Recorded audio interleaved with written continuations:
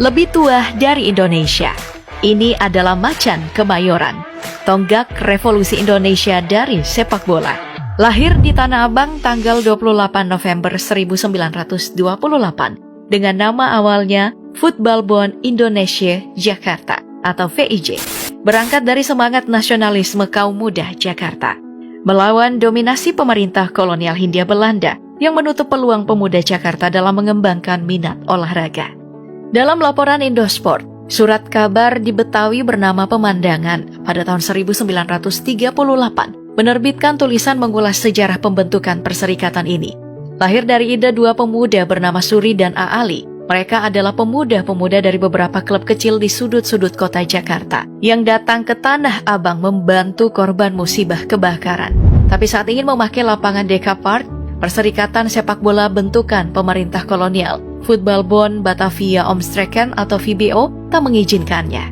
Dari situlah mereka bertekad untuk membuat perserikatannya sendiri, mengingat mereka juga menerima banyak tindakan diskriminatif dalam bidang olahraga. Perserikatan ini pun menjadi wadah penyatuan klub-klub kecil di Jakarta. Dengan lapangan Petojo di Pulau Piun menjadi stadion utama mereka. Setelah kaum muda merumuskan perserikatan sepak bolanya sendiri, giliran yang tua menjaga dan merawatnya. Muhammad Tamrin adalah satu yang aktif menjadi pelindung VIJ, menyumbangkan 2.000 gulden dari kantong pribadinya. Itu kira-kira setara dengan 11 juta rupiah untuk pembangunan infrastruktur dan atribut perserikatan. VIJ pun menjadi jalan baru perlawanan melawan dominasi dari pemerintahan kolonial. Menjadi tonggak revolusi, Muhammad Tamrin sampai menolak penggunaan nama Batavia saat VIJ dirumuskan, lebih mengusulkan penggunaan Jakarta. Beliau sampai mendorong Soekarno untuk ikut melihat jejak langkah VIJ kala itu. Diajaknya kompatriotnya itu menonton pertandingan VIJ tahun 1932 saat melawan PSIM Yogyakarta. Padahal Bung Karno baru keluar dari penjara Sukamiskin. Tertarik, Bung Karno akhirnya mengirimkan surat cinta kepada VIJ. Tahun 1942, VIJ berubah nama menjadi Persija. Logo macannya juga berganti dengan gambar Monas, ikon Jakarta. Dulu merah, warna kebesaran mereka menjadi orange. Stadion mereka pindah ke lapangan Ikada.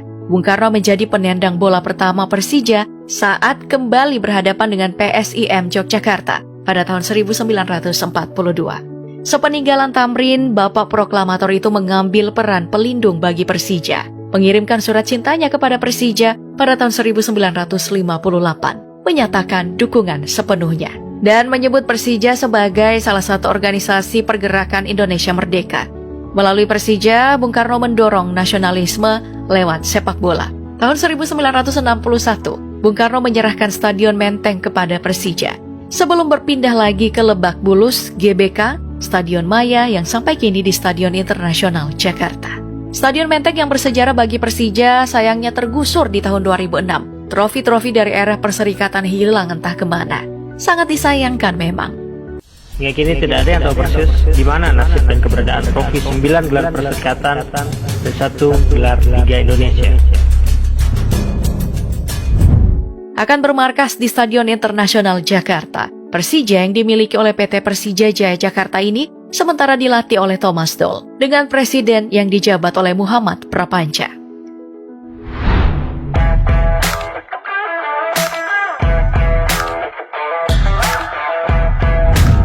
Tidak pernah terdegradasi, Persija telah menjadi juara sejak kompetisi perserikatan bergulir pertama kali di tahun 1931. Total Persija 9 kali juara dan 5 kali berada di posisi runner-up. Setelah berganti menjadi Liga Indonesia, Persija telah 2 kali juara dan sekali runner-up. Untuk skala internasional, Persija mencatat 4 kali kemenangan. Menjadi juara pertama di Vietnam pada kejuaraan Kukan Cup tahun 1973. 2 kali di Brunei pada kejuaraan Brunei Invitation Cup tahun 2000 dan 2001. Lalu di Malaysia pada kejuaraan Boost Fix Super Cup tahun 2018. Dalam perjalanan Persija ada beberapa nama spesial yang ikut mengarungi sejarah macan Kemayoran ini. Di antaranya adalah legenda hidup, Tan Leong Ho, pemain berdarah Tionghoa yang memilih keluar dari VBO dan masuk ke Persija. Dan beliaulah yang mempelopori keluarnya beberapa pesepak bola dari perserikatan bentukan kolonial itu. Rata-rata yang berpindah adalah pemain berkualitas, membuat Persija menjadi salah satu tim terkuat pada masa perserikatan. Pemain kelahiran Surabaya bernama Latif Haris Tanoto ini memiliki gaya permainan yang berani, nafas yang panjang dan bisa berperan di segala lini, membuat penonton jatuh cinta bukan main padanya. Menghadapi salah satu jagoan dari timur PSMS Medan tahun 1954, Latif menyumbangkan gol dan mengantarkan Persija juara kompetisi perserikatan. Latif sampai dijuluki Macan Betawi. Nama Sucipto Suntoro juga tidak bisa dilupakan. Striker kelahiran Bandung yang besar di Kebayoran, Jakarta ini masuk dalam daftar striker top pada masanya. Mendapat julukan Predator Ganas, Sucipto ikut mengantar Persija juara kompetisi perserikatan pada tahun 1964. Pada tahun itu ada nama dari timur yang masuk dalam skuad dan mendapatkan tempat tersendiri di hati supporter Persija, Sinyo Aliando. Lahir di Flores dan besar di Jakarta, Sinyo tak hanya berhasil sebagai pemain tapi juga sebagai pelatih. Pensiun tahun 1969, Sinyo mulai perjalanan barunya dalam dunia sepak bola dengan melatih klubnya itu.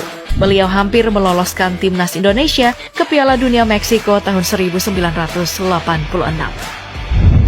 Bukan hanya prestasi yang ditorehkan, kontroversi juga pernah mewarnai perjalanan Persija.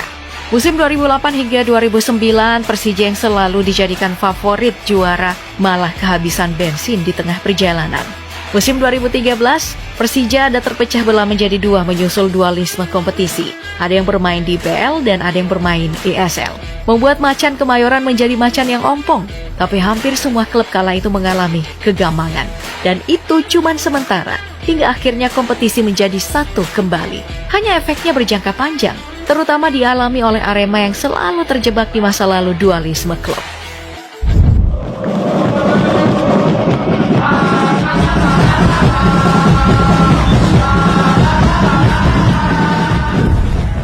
Gegap gempita Persija di stadion tak ada artinya tanpa keriuhan supporter mereka yang pada masa kolonial bernama Vijers, yang kemudian menghilang pasca proklamasi kemerdekaan. Setelah VIJ berganti nama menjadi Persija, muncullah kelompok supporter bernama Persija Fans Club atau PFC, tapi keanggotaannya terbatas, hanya untuk keluarga dan kerabat pemain. Tapi hanya sedikit saja. Hingga akhirnya di tahun 1997, Diza Rashid Ali, manajer Persija kala itu, memunculkan ide untuk membentuk kelompok supporter yang mendapatkan dukungan penuh dari Gubernur DKI Jakarta kala itu Sutioso. The Jackmania, artinya supporter Jakarta.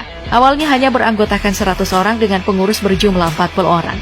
Gugun Gondrong menjadi ketua pertamanya, dipilih karena sudah dikenal masyarakat. Meski tidak hadir secara organik di akar rumput, The Jackmania tetap menjadi naungan para pendukung Persija.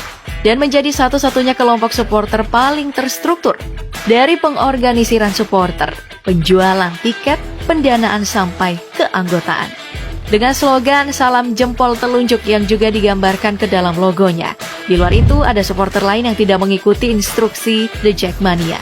Mereka mengorganisir diri mereka sendiri, seperti para pendukung belakang gawang, Kurva Nord Persija. Mereka memiliki rules, nyanyian, dan koreo sendiri. Meski jumlahnya tidak sebanyak Jackmania, tapi mereka tergolong supporter militan dan kreatif. Rivalitas dalam dunia sepak bola adalah hal yang wajar. Begitupun di tingkat supporternya. The Jack tidak pernah cocok dengan Viking, supporter militan Persib. Seperti tim mereka yang dianggap sebagai El Clasico-nya Indonesia. Jika Bobotoh menjalin persahabatan dengan bonek, The Jackmania dianggap menjalin hubungan mesra dengan Aremania. Selalu memberikan semangat kepada tim kebanggaan mereka.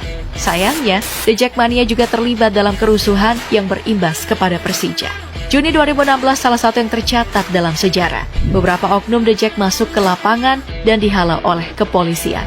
Seorang pedagang menjadi korban, meregang nyawa. Menurut laporan Kompas, semua berawal dari kebobolan gawang Persija oleh Sriwijaya. Pengurus The Jack telah minta maaf. Tapi Persija harus menerima sanksi tidak boleh bermain dengan penonton selama 6 laga berturut-turut, kandang dan tandang.